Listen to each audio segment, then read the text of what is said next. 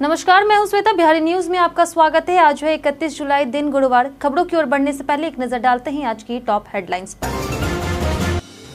बिहार में 16 अगस्त से शुरू होगा राजस्व महाअभियान। हर पंचायत में लगेगा शिविर, जमीन सेवाएं मिलेगी घर घर। पीएमसीएच में 15 अगस्त से शुरू होगी नई इमरजेंसी सुविधाएं। 27 ऑपरेशन थिएटर और 5462 बेड की होगी व्यवस्था। 5460 करोड़ की लागत से होगा तैयार। बिहार में बालू घाटों की नई नीलामी योजना। ठेकेदारों की मनमानी पर लगेगा लगाम। अवैध खनन पर सरकार की नजर। बिहार के डीजीपी ने बढ़ते अपराध पर जताई चिंता। कहा, परवरिश में लापरवाही से बढ़ रहा अपराध। माता पिता और स्कूलों को भी लेनी होगी जिम्मेदारी। मुख्यमंत्री नीतीश कुमार ने बाड़ाबड़ गुफाओं का किया निरीक्षण। 50 करोड़ की विकास योजना की समीक्षा की। अधिकारियों को दिए जरूरी निर्देश। स्मार्टफोन खराब होने से पहले देता है ये चेतावनी। स्टोरेज फुल दिखना, कैमरा क्रैश तो हो जाए सावधान। सर्विस सेंटर से कराए जांच। ओवल में आज खेला जाएगा 5वां टेस्ट। भारत के पास सीरीज बराबरी का आखिरी मौका। जियो हॉटस्टार पर होगी लाइव स्ट्रीमिंग। तो ये थी आज की टॉप हेडलाइंस। अब नजर डालते हैं उन 25 बड़ी खबरों पर जो आपके लिए जानना है जरूरी। बैंक ऑफ बड़ौदा में 330 पदों पर भर्ती शुरू। बैंक ऑफ बड़ौदा ने assistant manager, deputy manager, cyber security, risk सहित कुल 330 पदों पर भर्ती के लिए नोटिफिकेशन जारी किया है। इच्छुक उम्मीदवार 19 अगस्त 2025 तक आधिकारिक वेबसाइट bankofbaroda.in पर आवेदन कर सकते हैं। शैक्षणिक योग्यता के अनुसार उम्मीदवारों के पास कंप्यूटर साइंस में स्नातक, बीई, बीटेक, एमई, एमटेक या एमएससी की डिग्री होनी चाहिए। न्यूनतम आयु 22 से 31 वर्ष और अधिकतम आयु 32 से 48 वर्ष तक पदानुसार तय की गई है। आयु सीमा में SC/ST को 5 वर्ष, OBC को 3 वर्ष और दिव्यांग को 10 वर्ष की छूट मिलेगी। आवेदन शुल्क सामान्य EWS OBC के लिए 850 रुपए और SC/ST दिव्यांग महिला के लिए 175 है। चयन शॉर्टलिस्टेड और इंटरव्यू से होगा। बिहार में 16 अगस्त से शुरू होगा राजस्व महाअभियान। बिहार में 16 अगस्त से 20 सितंबर तक राजस्व महाअभियान चलेगा, जिसका उद्देश्य भूमि दस्तावेजों में पारदर्शिता लाना और लोगों को जमीन संबंधित सेवाएं सीधे उनके द्वार पर देना है। इस अभियान के तहत डिजिटलाइज्ड जमाबंदी में त्रुटि सुधार, उत्तराधिकारी और बंटवारा नामांतरण, छूटी हुई जमाबंदियां का ऑनलाइनकरण किया जाएगा। प्रत्येक पंचायत में हल्कावार शिविर लगाए जाएंगे जहां लोग आवेदन और कागजात जमा कर सकेंगे। विभागीय टीमें घर घर जाकर के प्रति वितरित करेगी। मंत्री संजय सरावगी ने इसे सरकार की महत्वाकांक्षी पहल बताई है। अधिक जानकारी के लिए biharbhumi.bihar.gov.in पर जाएं। बिहार पुलिस में 62 इंस्पेक्टरों का जोन ट्रांसफर आदेश। बिहार पुलिस में तबादले का सिलसिला जारी है। हाल ही में 62 पुलिस इंस्पेक्टरों का जोन ट्रांसफर किया गया है। इस संबंध में बिहार पुलिस मुख्यालय ने आधिकारिक नोटिस जारी किया है। ट्रांसफर किए गए कई इंस्पेक्टर पहले BMP में तैनात थे, जिन्हें अब विभिन्न जिलों के थानों की जिम्मेदारी सौंपी गई है। यह कदम प्रशासनिक आवश्यकताओं और कार्यक्षमता बढ़ाने के तहत उठाया गया है। इससे जिलों में पुलिस व्यवस्था को मजबूती मिलने की उम्मीद है। स्वास्थ्य मंत्री ने की 29,000 बहाली की घोषणा। बिहार की नीतीश सरकार चुनावी साल में नौकरी और रोजगार पर जोर दे रही। स्वास्थ्य मंत्री मंगल पांडे ने बताया कि अगले 2 महीने में राज्य में 29,000 नई आशा कार्यकर्ताओं की बहाली की जाएगी, जिससे कुल संख्या 1.25 लाख हो जाएगी।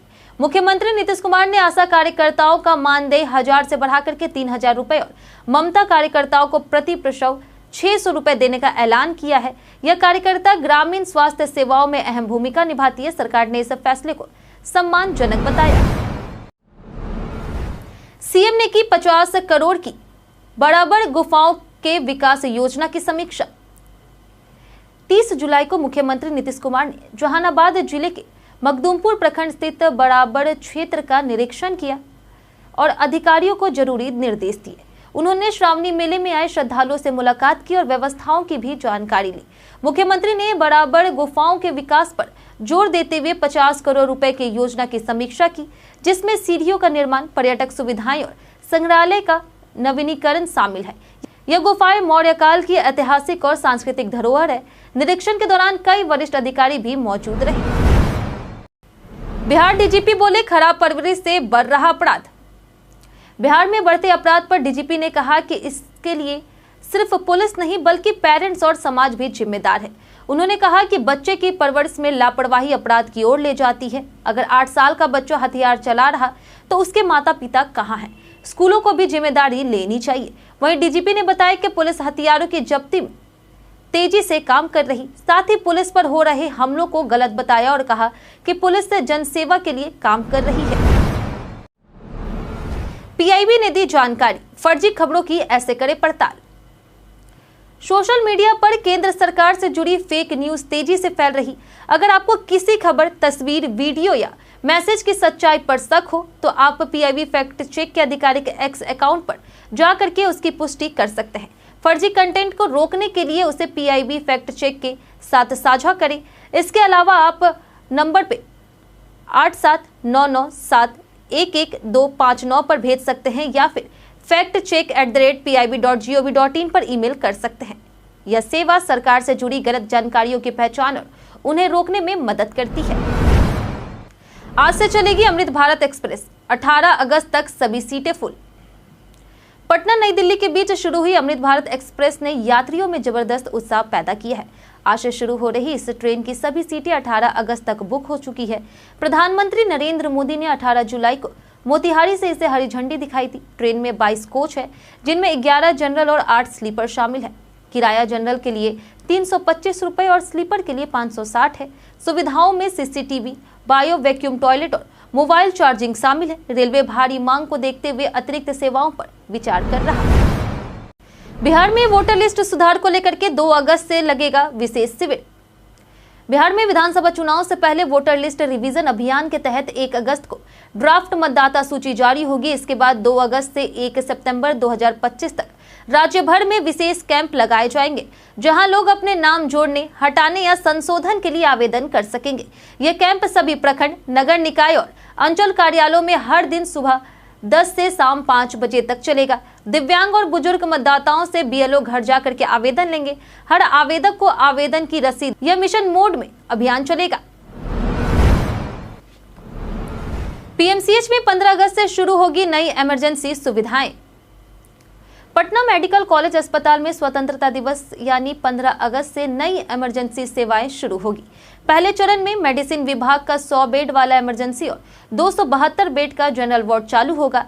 इसके बाद शिशु, स्त्री, नेत्र और ईएनटी विभाग की सुविधाएं शुरू होगी। नए भवन में 27 modular operation theatre, 27 work station और 15 वॉयल सेपरेटर लगाए जा रहे हैं। पहले चरण में 2 टावरों में 1050 बेड तैयार हैं। वहीं 3 चरणों में कुल 5462 बेड बनेंगी और 5460 करोड़ रुपए खर्च होंगे। यदि 7 अगस्त तक हैंडओवर हुआ तो 15 अगस्त से सुविधाएं शुरू होगी। बिहार पुलिस सिपाही भर्ती परीक्षा में 79% अभ्यर्थी उपस्थित, 5 हुए गिरफ्तार। बिहार पुलिस में सिपाही बहाली को लेकर के बीते दिनों परीक्षा आयोजित की गई। यह 5वां चरण था, जिसमें 19,838 पदों पर भर्ती के लिए परीक्षा ली गई। परीक्षा 627 केंद्रों पर आयोजित हुई, जिसमें 16 लाख से ज्यादा अभ्यर्थी पंजीकृत थे और करीब 79% उपस्थित रहे। परीक्षा को कदाचार मुक्त बनाने के लिए जैमर सहित कई सख्त इंतजाम किए गए थे। कदाचार के आरोप में 6 अभ्यर्थियों के खिलाफ कार्रवाई हुई, जिनमें से 5 को गिरफ्तार किया गया। जहानाबाद, मधेपुरा और मधुबनी में मामले दर्ज किए गए। केंद्रीय चयन पर्षद ने परीक्षा को सफलतापूर्वक संपन्न बताया। अब व्हाट्सएप पर खुद का इमोजी बना सकेंगे आप।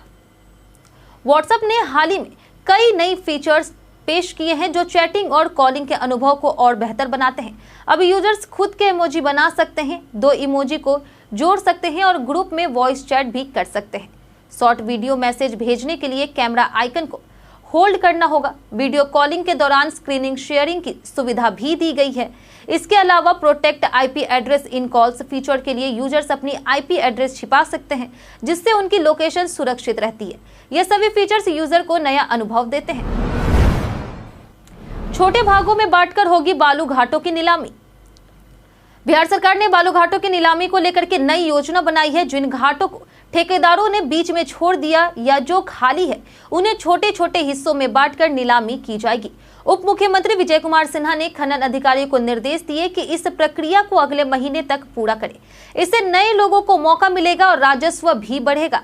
उन्होंने अवैध खनन पर नजर रखने, चालकों को हर 3 महीने में बदलने और गुप्त सूचना देने वालों को इनाम देने की भी बात कही है।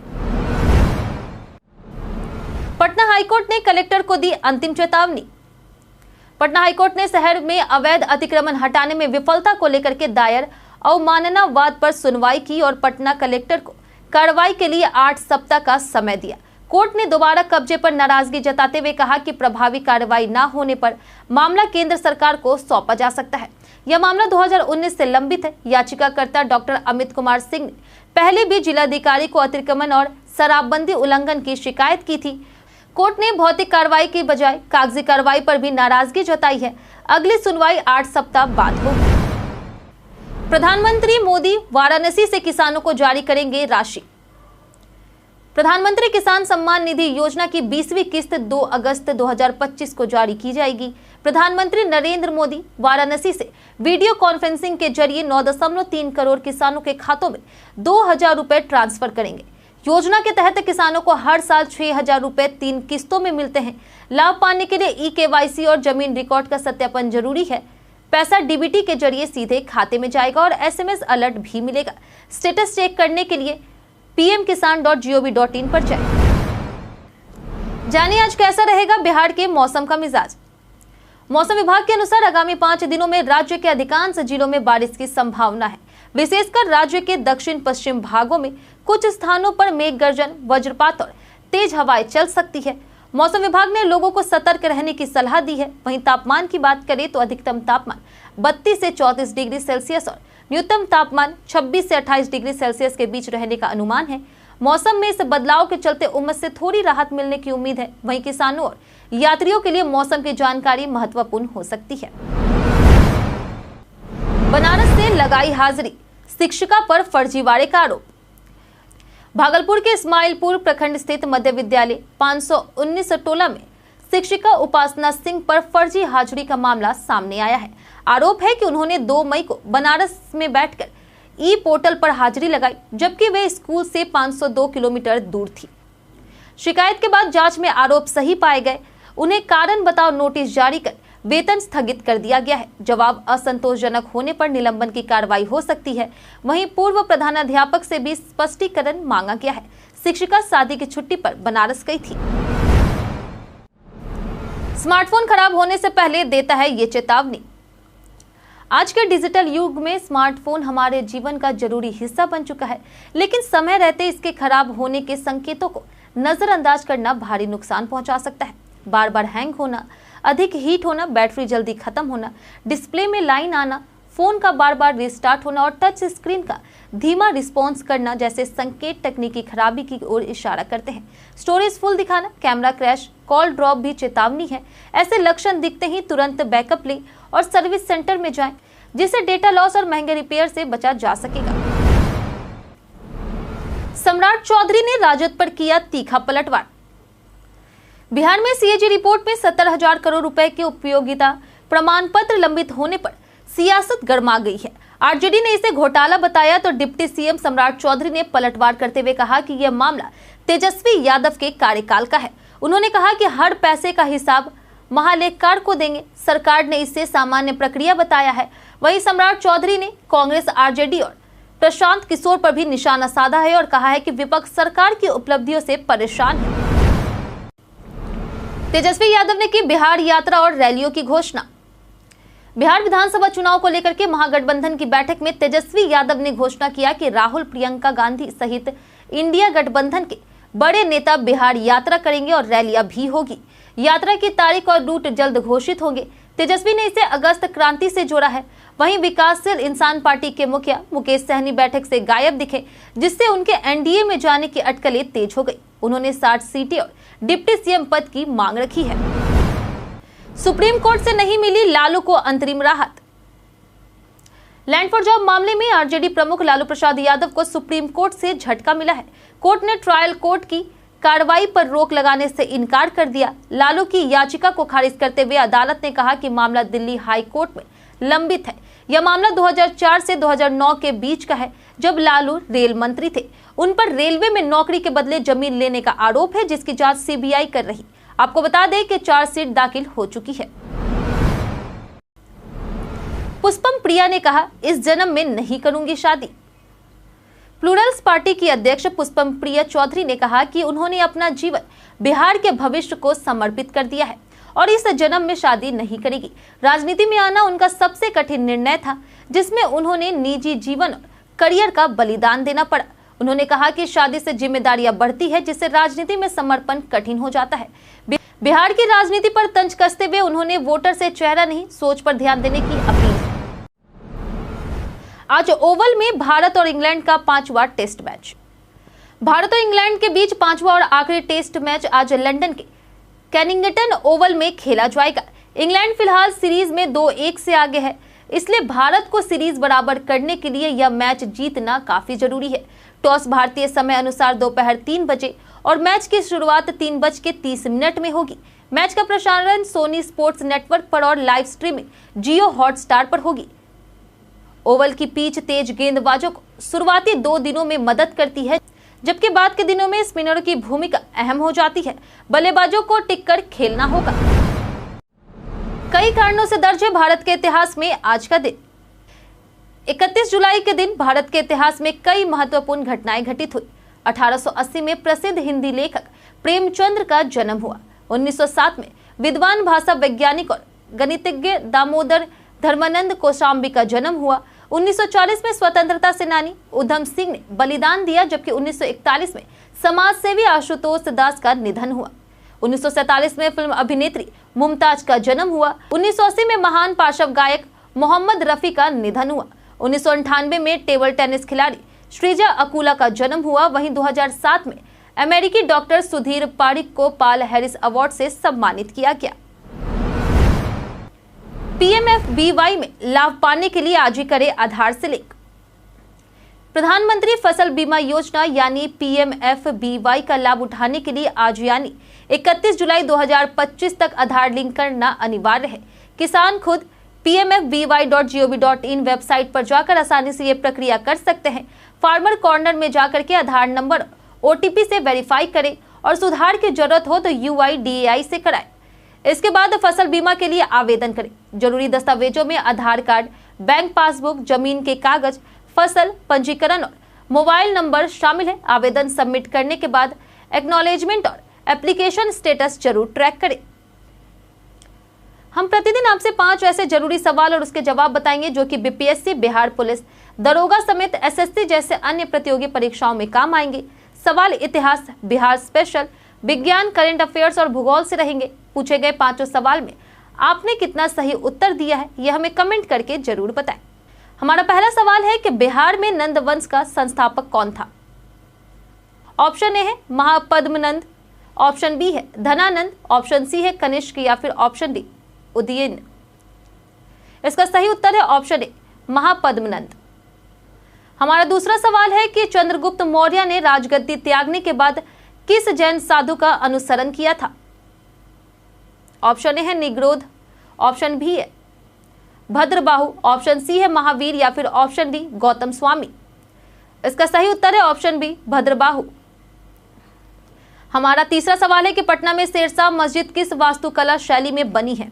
ऑप्शन ए है अफगान, ऑप्शन बी है ग्रीक और रोमन, ऑप्शन सी है तुर्की या फिर ऑप्शन डी भारतीय। इसका सही उत्तर है ऑप्शन ए अफगान। हमारा चौथा सवाल है कि इनमें से किसने प्राचीन पांडुलिपियों को डिजिटल बनाने के लिए ज्ञान भारतम मिशन लॉन्च किया है? ऑप्शन ए है राजनाथ सिंह, ऑप्शन बी है नरेंद्र मोदी, ऑप्शन सी है अमित शाह या फिर ऑप्शन डी सर्वेश जैन। इसका सही उत्तर है ऑप्शन बी नरेंद्र मोदी।